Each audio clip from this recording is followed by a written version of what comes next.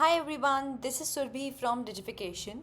Today we'll see how you can create a list setup and upload a list in your customer match audiences in Google Ads. For this, we'll go to Google Ads account, and from here we can go to Tools, and from here we'll go to Shared Library and go to Audience Manager. Here you'll see some audiences has already been created. You'll click on plus and go to customer list. Upload a file manually. Continue. We'll just name it. Let's say here we are doing audience segment. So here we are using the same one, email, phone number and postal addresses.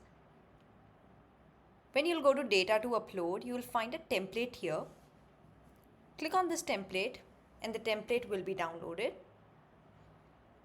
You can see this template. It says email, your first name, last name, country, zip, email and all the details. We'll upload the same template here.